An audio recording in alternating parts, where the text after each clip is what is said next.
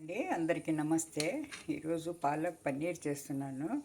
ఈ పన్నీర్ ఇంట్లో పాలు విరిగిపోతే ఇంట్లోనే తయారు చేశానండి. ఇది ఇంట్లోనే తయారు చేశాను. ఇప్పుడు పాలక్ కూడా టెర్రస్ గార్డెన్ నుంచి కోసుకొచ్చింది అనమాట. ఇది పచ్చిమిరపకాయలు, ఎల్లుల్లిపాయలు,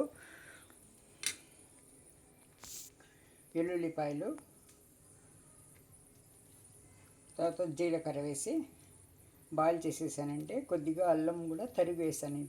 ఇప్పుడు చల్లారిన తర్వాత మిక్సీ పట్టుకోవాలి. ఇది మిక్సీ పట్టుకుంటాను. ఇప్పుడు కడాయి పెట్టాను అనమాట. జీలకర్ర వేసుకోవాలండి. దీనికి ఆవాలు వేరు, జీలకర్ర వేసుకుంటారు.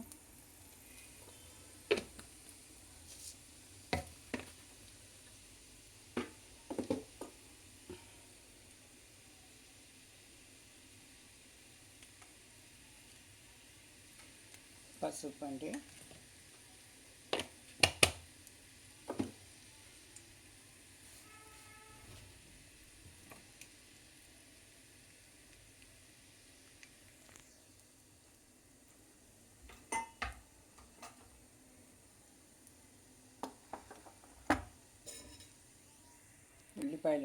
ఉల్లిపాయలు వేసుకొని ముందు కొంచెం ఎర్రగా ఫ్రై చేసుకోవాలన్నమాట.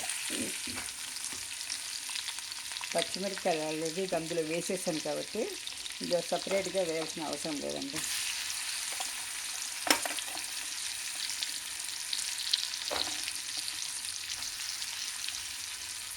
ఉల్లిపాయలు కూడా పైన చెరగడల నుంచి తీసుకొచ్చిందే, నాటాను కదా, అది కొన్ని ఉల్లిపాయలు తీసుకొచ్చాను.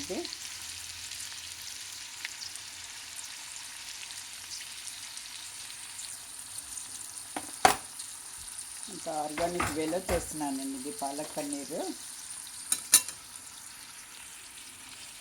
ఇందులో మసాలాలు ఏం పోవు.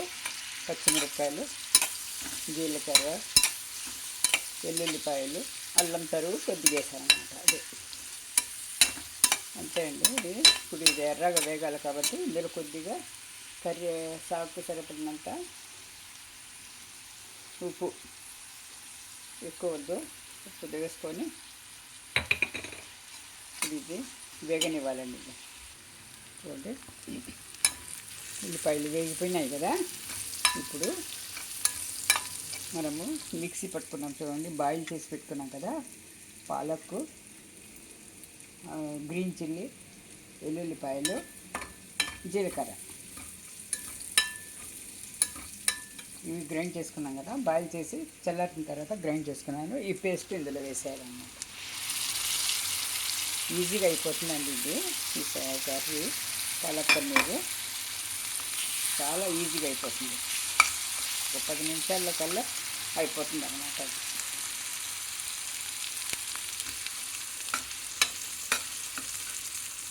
దీంట్లో ఆల్రెడీ మనం కారం వేసేసాం కాబట్టి ఇంకా వేయాల్సిన అవసరం లేదండి సపరేట్గా.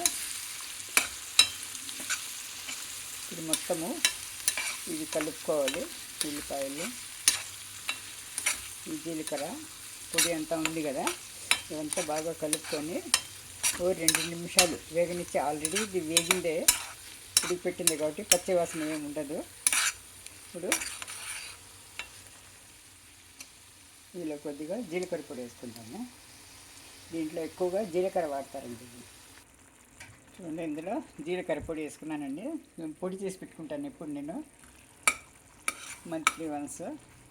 అన్ని పొడులు బయట ఏవి తెప్పించరండి. ఇప్పుడు ఇది ఉడుకుతుంది కదా, ఇప్పుడు ఇందులో పన్నీర్ కలిపేద్దాం. చాలా తొందరగా అయిపోయే రెసిపీ అండి ఇది.